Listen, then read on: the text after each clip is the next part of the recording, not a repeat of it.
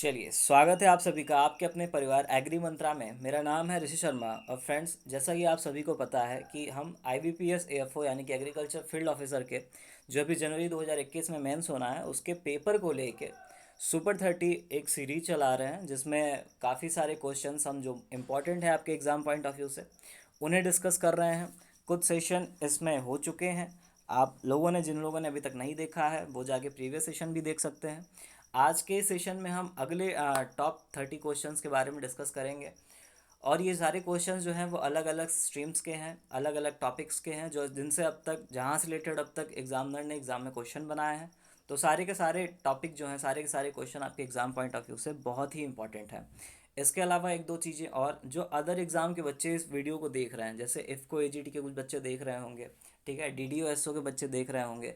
तो ऐसा नहीं है कि उसके उनके एग्ज़ाम के लिए सारे क्वेश्चन इंपॉर्टेंट नहीं है, इंपॉर्टेंट सारे क्वेश्चंस हैं। और क्वेश्चन से ज़्यादा इंपॉर्टेंट है कॉन्सेप्ट, ठीक है। तो आप चीज़ों को समझिए, कॉन्सेप्ट को समझिए। जितने भी लोग जुड़ चुके हैं फटाफट से सेशन को लाइक कर दीजिए, अपने दोस्तों के साथ शेयर कर दीजिए। शेयर करने में कटौती या कमी मत किया करिए, क्योंकि मैं चाहता हूँ, मेरी कोशिश रहती है, एग्री मंत्रा की कोशिश रहती है कि हमारी जो बेनिफिशियल वीडियोज़ हैं, जो चीज़ें हमारे यहाँ से बताई जा रही हैं, वो सभी स्टूडेंट्स तक, खासकर जो बच्चे किसी कोचिंग या फिर किसी ट्यूटोरियल में पैसे नहीं दे पा रहे हैं, उन्हें अच्छा कंटेंट नहीं मिल पा रहा है, तो वो ऐसा ना सोचें खुद को। तो ऐसी कोशिश अग्री मंत्रा की रहती है कि सब सब किसी के पास, चाहे वो बच्चा गरीब का हो या फिर मिडिल क्लास हो या फिर बहुत अच्छे फैमिली से बिलोंग करता हो, सबके पास अच्छी कंटेंट पहुंच पाए। तो चलिए स्टार्ट करेंगे पहले क्वेश्चन के साथ और देखेंगे आज का पहला क्वेश्चन क्या है। और फटाफट से इस क्वेश्चन का आंसर बताइए। और सभी लोग पहले तो जुड़ जाइए, शेयर कर दीजिए। इतने लोग जुड़ चुके हैं, शेयर कर दिए। शेयर बहुत कम लोग हुए हैं अभी तक, ठीक है, बहुत से लोग जुड़े नहीं हैं अभी तक। जुड़ जाइए फटाफट से, सेशन को लाइक कर दीजिए। समझिए पहला क्वेश्चन क्या कह रहा है। The entry of large business into agribusiness has resulted into a new agreement in a raw material production and procurement known as. देखिए क्वेश्चन कैसे रखा गया है आपके सामने। कहा जा रहा है कि किसी लार्ज बिजनेस की एंट्री जब होती है किसी एग्री बिजनेस में, ठीक है, has resulted to a new agreement in raw material production and procurement. तो जो एग्रीमेंट होता है किस पे, रॉ मटेरियल प्रोडक्शन और उसके प्रोक्योरमेंट को लेके, तो ये जो एंट्री हुई, इस एंट्री के बेसिस पे जो फार्मिंग होती है, यानी कि एक बिजनेसमैन, यानी कि जो बिजनेसमैन जो उसमें पैसा इन्वेस्ट करेगा, उसकी रिक्वायरमेंट्स को पूरा करने के लिए, फुलफिल करने के लिए, फार्मर उसके बेसिस पे या फिर उसके डिमांड पे, उसके बिजनेस के डिमांड पे जो चीज़ें रॉ मटेरियल प्रोडक्शन करेगा, ठीक है, तो उस प्रकार की फार्मिंग को क्या टर्म दिया जाता है, आपको इस क्वेश्चन में बताना है, ठीक है। इस क्वेश्चन को यहाँ रखने का पर्पस क्या है, क्योंकि अभी रिसेंट में ही 3 ऑर्डिनेंस पास किए गए हैं गवर्नमेंट के द्वारा, जिसमें से जो एक ऑर्डिनेंस था वो कॉन्ट्रैक्ट फार्मिंग से रिलेटेड था। तो यहाँ पे ऑप्शन सी आपका राइट आंसर हो जाएगा, कॉन्ट्रैक्ट फार्मिंग। अब कॉन्ट्रैक्ट फार्मिंग से रिलेटेड कौन सा ऑर्डिनेंस था, ये भी आपको ध्यान रखना है। मैं पहले भी सेशन में डिस्कस कर चुका हूँ, एक बार फिर से आपको रिकॉल कराता चलूँ कि जो farmers agreement on price assurance and farm services ordinance इस बार निकाला गया था, यानी कि 2020। बहुत ही पुराना डेटा नहीं है, बहुत ही रिसेंट की बात है, आपको अच्छे से पता होना चाहिए। तो इस जो ऑर्डिनेंस में, जिसको मैंने अभी बताया आपको, farmers agreement on price assurance and farm services ordinance में कॉन्ट्रैक्ट फार्मिंग से रिलेटेड जो चीज़ें बताई गई थी, उसको उसके तहत देखते हुए यहाँ से क्वेश्चन बनना बहुत ही ज़्यादा लग रहा है कि इंपॉर्टेंट हो सकता है। तो कॉन्ट्रैक्ट फार्मिंग, इस क्वेश्चन का राइट आंसर सी हो जाएगा आपको। क्वेश्चन नंबर 2 की बात करेंगे। रिसेंटली गोधन न्याय योजना, ठीक है, रिसेंटली हाल ही में गोधन न्याय योजना is launched by which state government in which farmers will get money for cow dung, ठीक है। हाल ही में अभी किस राज्य ने, भारत के किस राज्य ने, किस सरकार ने, राज्य सरकार ने गोधन न्याय योजना को लॉन्च किया है, ये आपको इस क्वेश्चन में बताना है। फटाफट से अपने आंसर देते जाइए। बहुत सारे लोग आंसर सही देते हैं, तो जब सही आंसर्स आने शुरू होते हैं तो लगता है कि हाँ, आप सबकी प्रिपरेशन बहुत ही अच्छी चल रही है। और उसके साथ ही साथ जो हमारी हार्डवर्क है, जो हमारा मेहनत है, हमेशा से डेडिकेशन है आपके सक्सेस के लिए, वो भी हमें लगता है कि हाँ, कुछ हम अचीव कर पा रहे हैं। और बदले में अगर आप हमें कुछ दे सकते हैं तो बस हमें प्यार दीजिए, सपोर्ट दीजिए, और आपसे ज़्यादा कुछ नहीं चाहिए, ठीक है। तो फिर से एक बार रिक्वेस्ट करूंगा मैं आपसे, जितने लोग जुड़ चुके हैं फटाफट सेशन को शेयर कर दीजिए। लाइव आके सेशन को एंजॉय करा करिए, ठीक है। प्रीमियर के बाद जो लोग देखा करें उनको भी बेनिफिट मिलता ही है वीडियो का, बट लाइव आके कोशिश करें वो भी कि लाइव आके आप सेशन को एंजॉय करिए, अपने आंसर्स करिए।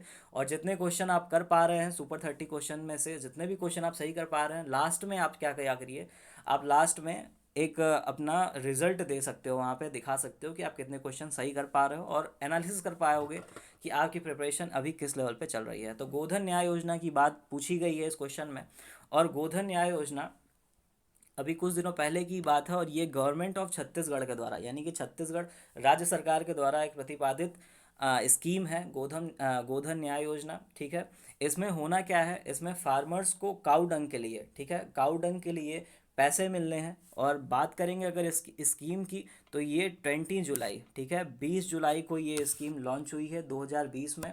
और ये जो छत्तीसगढ़ के सीएम है, प्रेजेंटली सीएम है, यानी कि श्री भूपेश बाघेल जी, उनके द्वारा ये स्कीम जो है लॉन्च की गई है।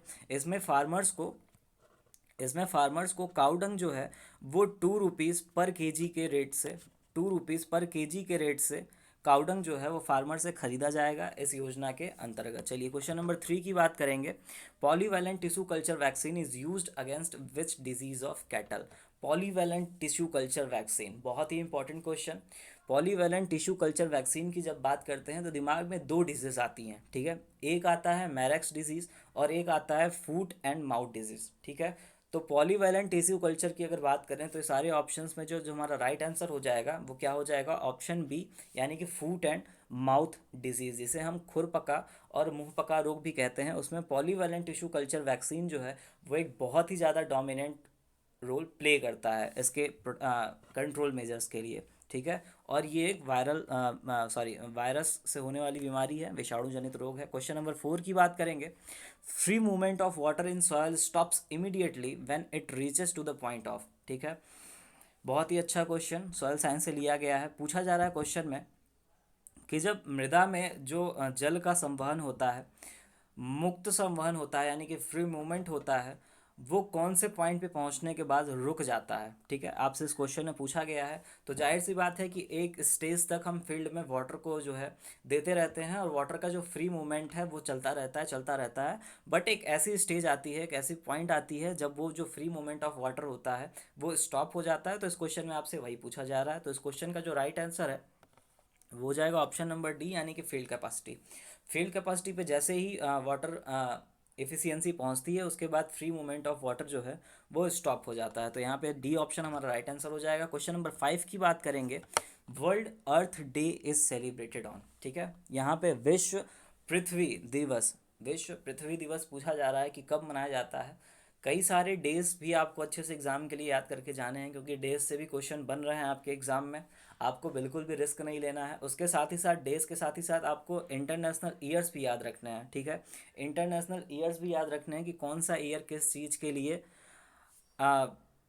नॉमिनेट किया गया है। तो यहाँ पे वर्ल्ड अर्थ डे की बात हो रही है, और वर्ल्ड अर्थ डे की जब बात करते हैं तो हमारा 22 अप्रैल को, ठीक है, हर साल 22 अप्रैल को वर्ल्ड अर्थ डे के रूप में सेलिब्रेट किया जाता है। उसके अलावा अगर अदर मैं डेज़ की बात करूं, जैसे 21 मार्च को वर्ल्ड फॉरेस्ट डे सेलिब्रेट किया जाता है, पता होना चाहिए आपको। 22 मार्च को क्या सेलिब्रेट होता है, वर्ल्ड वाटर डे सेलिब्रेट होता है। उसके बाद 5 जून को वर्ल्ड एनवायरनमेंट डे सेलिब्रेट किया जाता है ना। उसके बाद 11 जुलाई को वर्ल्ड पॉपुलेशन डे, यानी कि विश्व जनसंख्या दिवस के रूप में मनाया जाता है। और बात करेंगे क्वेश्चन नंबर 6 की। among the following fertilisers which contain the highest percentage of nitrogen. Question बहुत ही अच्छा पूछा जा रहा है क्वेश्चन में कि इनमें से किस फर्टिलाइज़र में सबसे ज़्यादा नाइट्रोजन की प्रतिशतता है, यानी कि हाईएस्ट परसेंटेज है। तो आपको राइट आंसर इसका बताना है। फटाफट से आप चैट बॉक्स में अपना आंसर देते जाइए।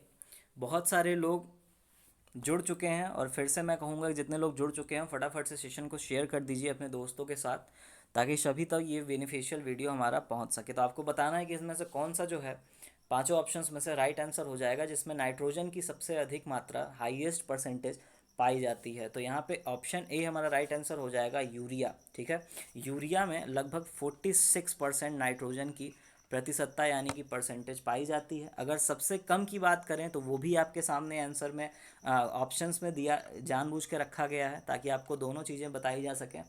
तो यहाँ पे अमोनियम सल्फेट नाइट्रेट में सबसे कम नाइट्रोजन की प्रतिशतता पाई जाती है, जो कि लगभग 2.6 2.6% nitrogen percentage ammonium sulphate nitrate के केस में होता है। ठीक है, कैन की बात करें कैल्शियम अमोनियम नाइट्रेट की, तो लगभग 25% यहाँ पे नाइट्रोजन परसेंटेज पाया जाता है इस फर्टिलाइजर में। क्वेश्चन नंबर 7 की तरफ बढ़ेंगे।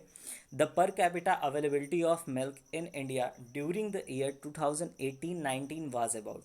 वर्ष 2018-19 के दौरान जो पर कैपिटा अवेलेबिलिटी थी मिल्क की, दूध की भारत में, वो कितनी है, आपको यहाँ पे इस क्वेश्चन में बताना है।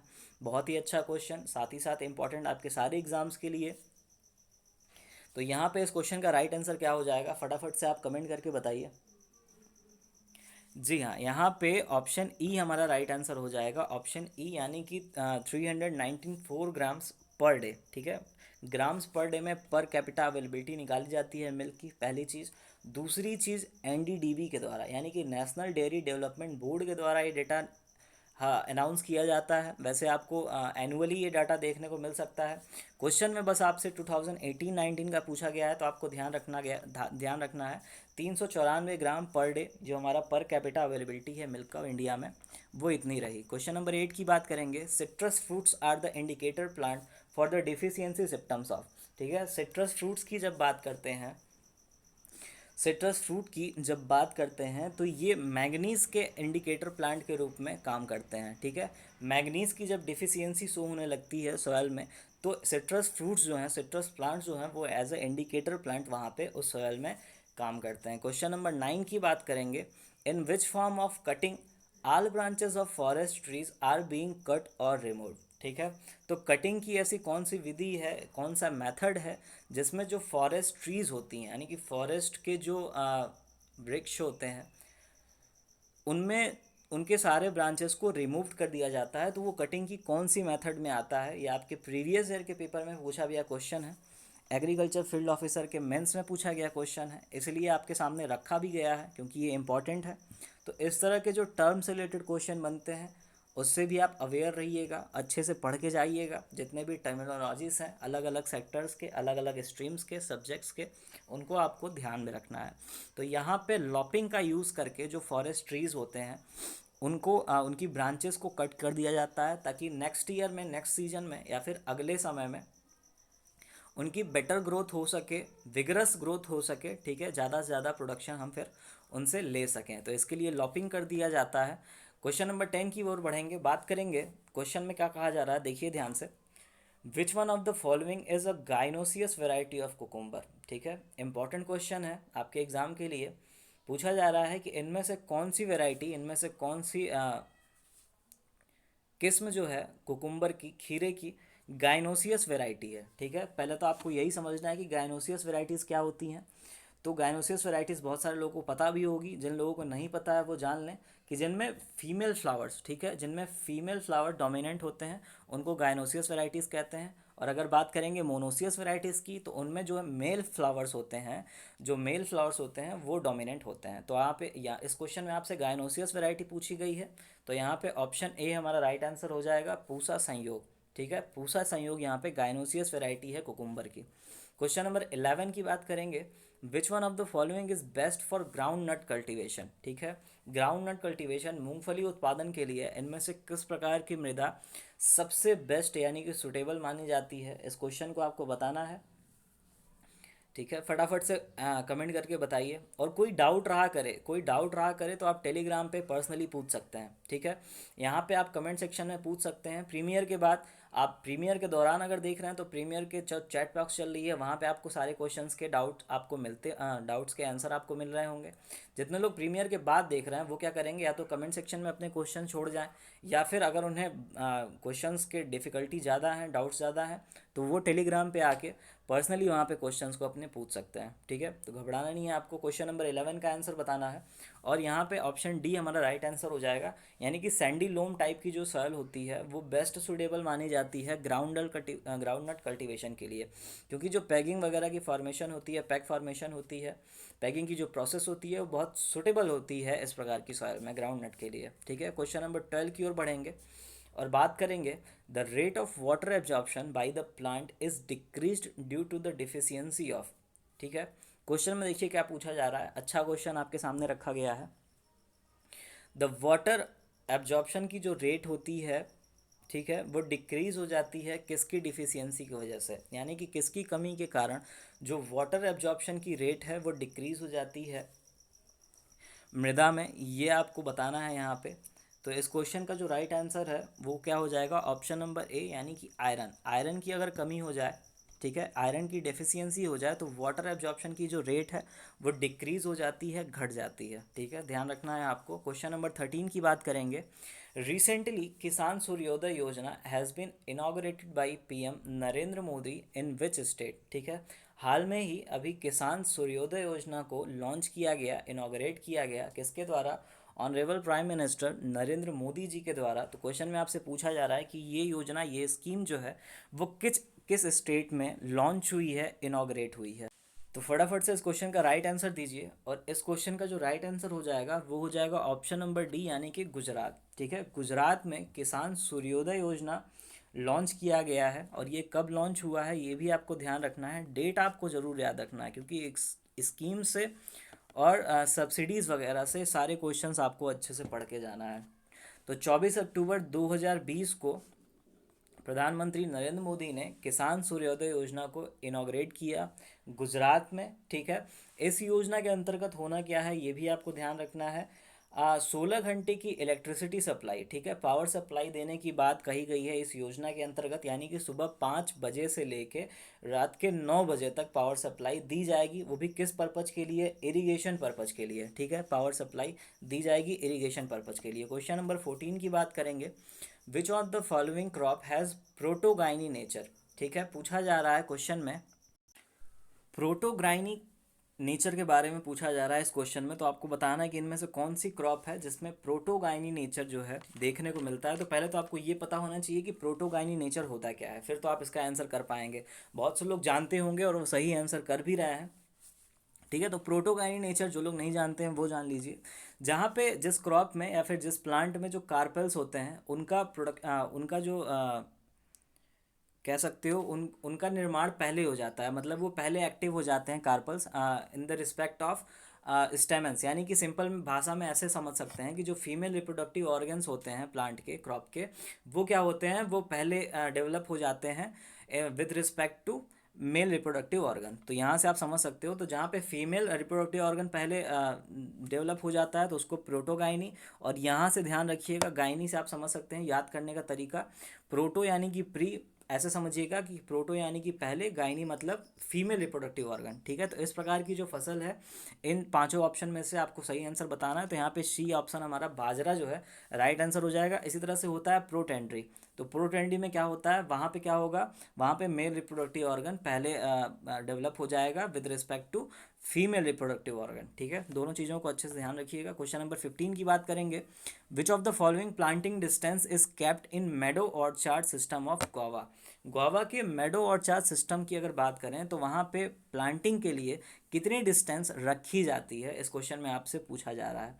आसान सा क्वेश्चन है, अधिकतर लोगों को आना चाहिए। ठीक है, तो इस क्वेश्चन का जो राइट आंसर है वो क्या हो जाएगा, क्या रखते हैं प्लांटिंग डिस्टेंस, 2 into 1। ठीक है, 2 into 1 मीटर प्लांटिंग डिस्टेंस हम मेडो ऑर्चार्ड सिस्टम, गोवा के मेडो ऑर्चार्ड सिस्टम में रखते हैं।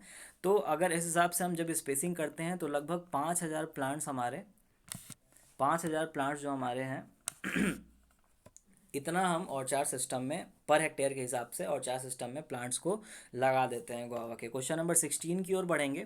विच one of the following is not a milch breed of cow. पूछा जा रहा है क्वेश्चन में कि इनमें से कौन सा ब्रीड, कौन सी नस्ल काऊ की मिल्च ब्रीड नहीं है। ठीक है, आपको ध्यान रखना है, मिल्च ब्रीड नहीं है पूछा जा रहा है क्वेश्चन में। तो साहीवाल है, मिल्च ब्रीड है, रेड सिंधी भी है, गिर भी है। तो हमारा यहाँ पे राइट आंसर क्या हो जाएगा क्वेश्चन का, हो जाएगा मालवी, यानी कि ए ऑप्शन यहाँ पे राइट आंसर हो जाएगा। और मालवी जो है एक ड्रॉट पर्पज की ब्रीड है काऊ की। ठीक है, एक भारवाही नस्ल है। बाकी के जो तीनों ऑप्शन दिए गए हैं वो मिल्च पर्पज की हैं, दुधारू नस्ल की हैं। क्वेश्चन नंबर 17 की बात करेंगे। Bronzing in guava is associated with the deficiency of. ठीक है, गावा की एक बीमारी दी गई है जिसका नाम क्या है, ब्रॉन्जिंग। और पूछा जा रहा है कि ब्रॉन्जिंग जो है वो किसकी कमी से एसोसिएटेड है, किसकी कमी से होने वाली एक बीमारी है गावा में। तो आपको बताना है, इंपॉर्टेंट क्वेश्चन आपके एग्जाम के लिए। और यहाँ पे जो राइट आंसर हो जाएगा वो क्या हो जाएगा, ऑप्शन ए यानी कि जिंक। ठीक है, तो जिंक की कमी से, जिंक की डेफिशिएंसी से ब्रॉन्जिंग डेवलप हो जाती है गुआवा में। वैसे अगर मेनली देखा जाए तो जहाँ पे फर्टिलिटी लो होती है सॉइल की और उसके साथ ही साथ पीएच भी लो होता है, वहाँ पे ब्रॉन्जिंग की केसेस ज़्यादा देखने को मिलता है। तो अगर ऑप्शन में आपको लो सॉइल फर्टिलिटी और लो पीएच आता है तो आप वहाँ पे राइट आंसर वही करेंगे। ठीक है, और अगर न्यूट्रिएंट्स में दे के पूछ ले रहा है तो आपको वहाँ पे जिंक आंसर करना है आपको। ठीक है, इस पे होता क्या है, सिम्टम्स की बात कर लें तो लीव्स पे जो है पर्पल रेड कलर के स्पेक्स देखने को मिलते हैं। ठीक है, ब्रॉन्जिंग में। क्वेश्चन नंबर 18 की बात करेंगे। Soils of Indo Gangetic plains have developed from which parental material. पूछा जा रहा है कि इंडो गैंगेटिक प्लेन्स में की जो मृदाएं होती हैं वो किस प्रकार की पेरेंटल मटेरियल से बनी होती हैं। ठीक है, बहुत ही अच्छा क्वेश्चन आपके सामने। और इस क्वेश्चन का राइट आंसर बताइए फटाफट से। और इस क्वेश्चन का जो राइट आंसर हो जाएगा, अगर इंडो गैंगेटिक प्लेन्स की जब बात करते हैं, इनकी मृदाओं की बात करते हैं, तो एलुवियल सॉइल्स। ठीक है, एलुवियल सॉइल्स, ऑप्शन बी यहाँ पे राइट आंसर हो जाएगा इस क्वेश्चन का, क्योंकि एलुवियल सॉइल्स का ज़्यादातर मेजर पोर्शन होता है इंडो गैंगेटिक प्लेन्स की मृदाओं में। ठीक है, तो यहाँ पे राइट आंसर क्या हो जाएगा, एलुवियल सॉइल्स हो जाएगा यहाँ पे राइट आंसर।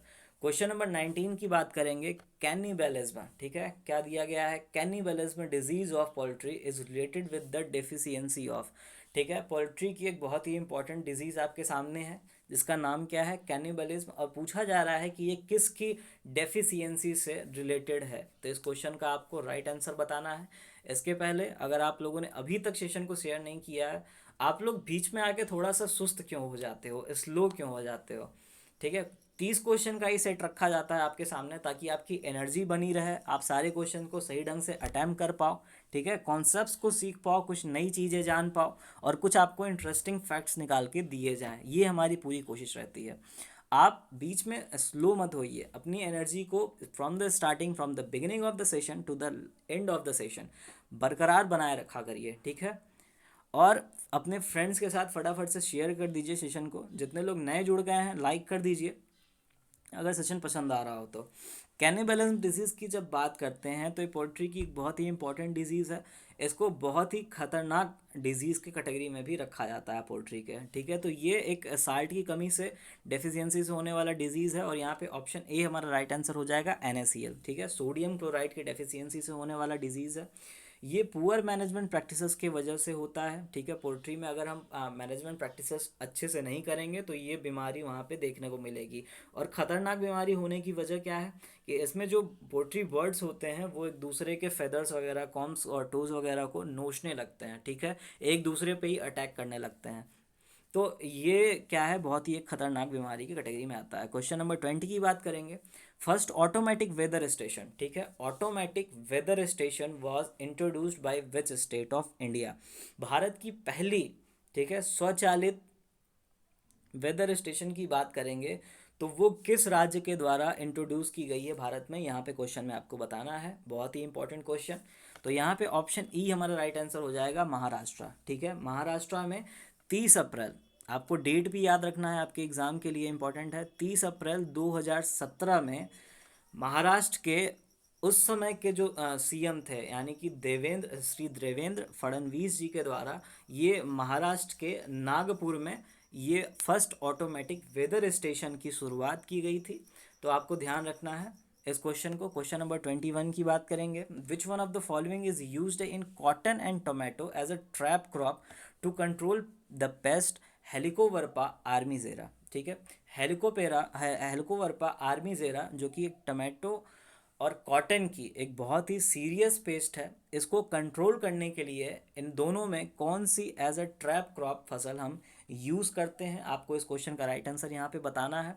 तो इस क्वेश्चन का जो राइट आंसर है वो क्या हो जाएगा, ऑप्शन सी यानी कि मैरीगोल्ड। मैरीगोल्ड का यूज़ करते हैं as a trap crop cotton और टमाटो दोनों में। ठीक है, ओकरा, बहुत से लोग ओकरा आंसर देंगे बट ओकरा यहाँ पे नहीं होगा। Okra as a trap crop use होता है कॉटन में बट वहाँ पे पेस्ट दूसरा होता है और आपको इसीलिए पेस्ट भी यहाँ मेंशन कर दिया गया है, हेलिकोवर्पा आर्मीजेरा। तो हेलिकोवर्पा आर्मीजेरा के लिए मेरीगोल्ड ही हम यूज़ करते हैं as a trap crop. Question number 22 की बात करेंगे। Which of this is not a fresh water fish. इनमें से कौन सी फिश फ्रेश वाटर फिश नहीं है, आपको यहाँ पे इस क्वेश्चन में राइट आंसर करना है इस क्वेश्चन का। तो इस क्वेश्चन का जो राइट आंसर हो जाएगा वो क्या हो जाएगा, यहाँ पे ऑप्शन ए हमारा राइट आंसर हो जाएगा। ठीक है, ब्लू फिश। ब्लू फिश कौन सी है? ब्लू फिश जो है वो एक साल्ट वाटर फिश है। ठीक है, और बाकी के चारों जो कार्प हो गया, ब्लूगिल हो गया, रैम्बो और मस्की, ये किस में आते हैं? फ्रेश वाटर फिश की कैटेगरी में आते हैं। क्वेश्चन नंबर 23 की बात करेंगे। What is the origin place of chrysanthemum? What is the origin place of chrysanthemum? यहाँ पे क्राइसैंथेमम के ओरिजिन प्लेस के बारे में पूछा जा रहा है आपसे, और यहाँ पे जो आपका राइट आंसर हो जाएगा वो क्या हो जाएगा? चाइना। ठीक है, क्राइसैंथेमम का उत्पत्ति स्थल किसे मानते हैं? चाइना को मानते हैं। क्वेश्चन नंबर 24 की बात करेंगे।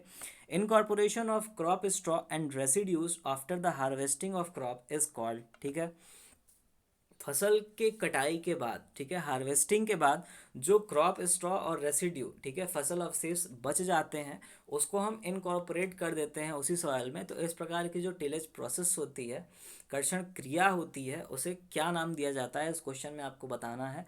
तो जो क्रॉप स्ट्रॉ और रेसिड्यूज होते हैं, ऐसा मानना होता है कई सारे फार्मर्स का कि उनसे क्या होता है, वाटर जो मॉइस्चर होता है, सॉयल मॉइस्चर होता है, वो बना रहता है सॉयल में। तो इसके लिए वो क्या करते हैं, उसे इनकॉर्पोरेट कर देते हैं। तो इस प्रकार की जो टिलेज होती है, उस टिलेज को मल्च टिलेज के नाम से जाना जाता है। ठीक है, आपको ध्यान रखना है क्या कहा जाता है, मल्च टिलेज के नाम से। क्वेश्चन नंबर 25 की बात करेंगे। In a plant cell energy in the form of ATP is formed in. ठीक है, प्लांट सेल में जो एनर्जी की फॉर्मेशन होती है किस फॉर्म में? एटीपी के फॉर्म में। ठीक है, एडिनोसिन ट्राइफॉस्फेट के फॉर्म में जो एनर्जी की फॉर्मेशन होती है वो किस सेल ऑर्गेनल में होती है, यहाँ पे आपको क्वेश्चन में बताना है। तो इस क्वेश्चन का जो राइट आंसर है, आसान सा क्वेश्चन है, अधिक से अधिक लोगों को आना चाहिए। क्वेश्चन ऑप्शन नंबर ए यहाँ पे राइट आंसर हो जाएगा, माइटोकांड्रिया।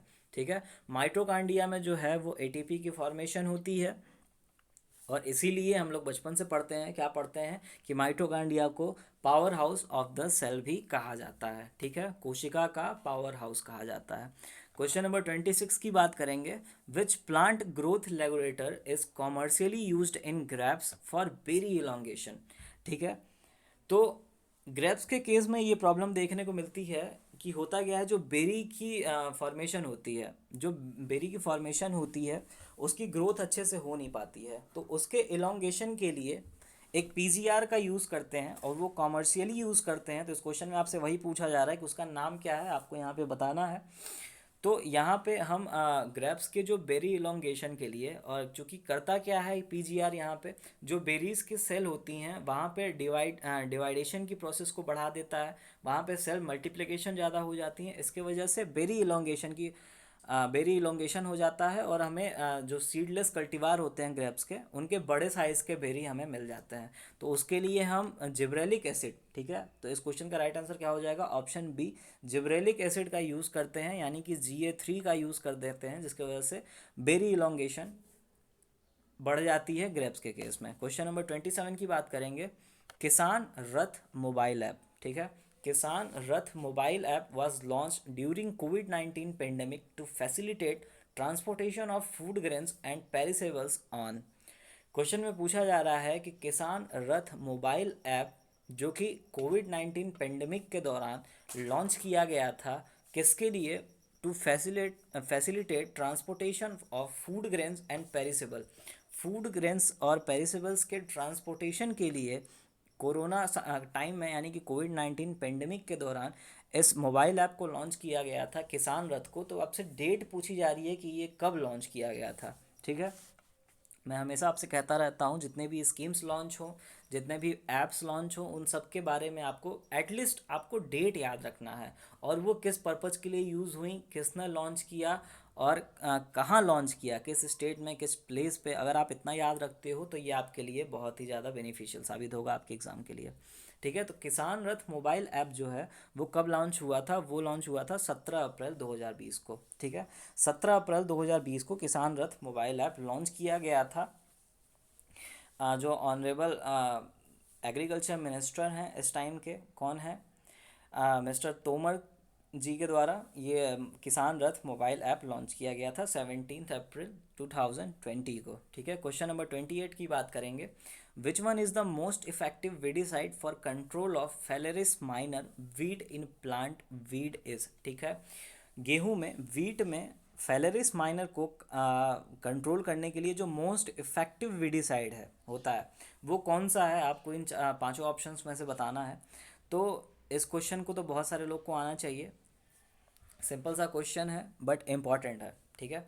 तो फेलरिस माइनस, जिसे हम गेहूं का मामा भी कहते हैं, उसको कंट्रोल करने के लिए किस वीडिसाइड को मोस्टली इफेक्टिव, यहाँ से ठीक है एक टर्म आया है मोस्टली इफेक्टिव, इसमें से कुछ ऐसे भी होंगे जो इफ़ेक्ट तो करते हैं बट सबसे ज़्यादा उनका इफेक्टिवनेस देखने को नहीं मिला है। तो क्लिनिकली प्रूव्ड अगर बात करें प्रैक्टिकली, तो यहाँ पे मोस्ट इफेक्टिव अगर वीडिसाइड की जब बात करेंगे फेलरिस माइनर के लिए वीट के केस में, तो यहाँ पे ऑप्शन ई हमारा राइट आंसर हो जाएगा, ठीक है।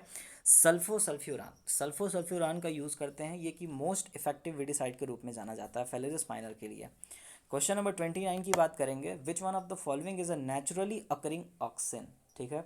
नेचुरली अकरिंग ऑक्सिन की जब बात करते हैं तो इस क्वेश्चन में आपसे वही पूछा जा रहा है क्वेश्चन में कि ऑक्सिन जो है नेचुरली अकरिंग वो कौन सा है, ठीक है। पांचों ऑप्शन आपके सामने हैं और ये सारे के सारे ऑक्सिन ही हैं, ठीक है। तो इसमें से नेचुरली कौन सा होता है जिसे प्लांट खुद ब खुद सिंथेसाइज करता है, आपको यहाँ पे बताना है। तो यहाँ पे ऑप्शन बी हमारा राइट आंसर हो जाएगा, इंडोल एसिटिक एसिड, जिसे हम IAA कहते हैं, ठीक है। तो हैं तो सारे के सारे ऑक्सिन, पांचों ऑक्सिन आपके सामने रखे हुए हैं ऑप्शन में, बट IAA जो है वो नेचुरली सिंथेसाइज होता है प्लांट्स के द्वारा, ठीक है। और IBA जिसे इंडोल ब्यूटेरिक एसिड कहते हैं, NaA किसे कहते हैं, नेफ्थेलिक एसिटिक एसिड को, सॉरी नेफ्थालीन एसिटिक एसिड NaA को कहते हैं। उसके अलावा IPA किसे कहते हैं, इंडोल प्रोपियोनिक एसिड को IPA कहा जाता है, और MH को मैलिक हाइड्राजाइड कहा जाता है, ठीक है। तो ये पांचों के पांचों जो एग्जाम्पल हैं किसके हैं, ऑक्सिन के ही हैं, तो ये भी आप ध्यान रखिएगा। और जो नेचुरली अकरिंग है वो है सिर्फ IAA, और बाकी के जो हैं वो सिंथेटिक हैं। क्वेश्चन नंबर 30 की बात करेंगे, what is the India's rank in number of organic farmers and in terms of area under organic farming respectively. Question में पूछा जा रहा है ऑर्गेनिक फार्मर्स के नंबर के केस में अगर बात करें तो इंडिया का कौन सा रैंक है, और साथ ही साथ area under cultivation, organic farming cultivation के अंतर्गत कितना है, मतलब उसमें भारत की रैंक कौन सी है। बहुत ही शानदार क्वेश्चन, आपके एग्जाम के लिए बहुत ही इंपॉर्टेंट। तो अगर नंबर ऑफ ऑर्गेनिक फार्मर्स की बात करेंगे तो इसमें इंडिया का फर्स्ट रैंक है, ठीक है, फर्स्ट रैंक है। और अगर एरिया की बात करेंगे ऑर्गेनिक फार्मिंग के अंडर में, तो इसमें हमारा इंडिया का यानी भारत का जो रैंक है, स्थान है, वो 9वें स्थान पे है। तो आपको दोनों चीज़ें याद रखनी है, और इसके हिसाब से जो हमारा ऑप्शन हो जाएगा वो क्या हो जाएगा, यहाँ पे ऑप्शन बी हमारा राइट आंसर हो जाएगा, ठीक है। रिस्पेक्टिवली टर्म यूज़ हुआ है, यहाँ से भी ध्यान रखिएगा, कभी कभी गलतियाँ हो जाती हैं। तो पहले वाला यानी कि नंबर ऑफ ऑर्गेनिक फार्मर्स की बात करें तो इसमें पहला स्थान है भारत का, और अगर एरिया अंडर ऑर्गेनिक फार्मिंग की बात करें तो इसमें 9वां स्थान है हमारा, ठीक है। तो ये आज के सुपर 30 क्वेश्चंस के बारे में बात हुई। उम्मीद है आपको सेशन पसंद आया होगा, काफ़ी सारी नई चीज़ें निकल के आई होंगी, बहुत कुछ आपने सीखा होगा। ऐसे ही बहुत सारे सेशन अभी आने वाले हैं, तो अपना ख्याल रखिए। जितने लोग नए जुड़े हैं वो चैनल को सब्सक्राइब कर लीजिए। जाते जाते सेशन अगर पसंद आया हो तो लाइक कर दीजिएगा, ठीक है, शेयर भी कर दीजिएगा। कोई डाउट बनता है तो कमेंट सेक्शन में लिखिएगा, नहीं यहाँ नहीं लिखना चाहते हो तो आप टेलीग्राम पे आइए, पर्सनली पूछ सकते हो, ठीक है। मिलते हैं अगले सेशन में, तब तक अपना ख्याल रखिए। जय हिंद, जय भारत।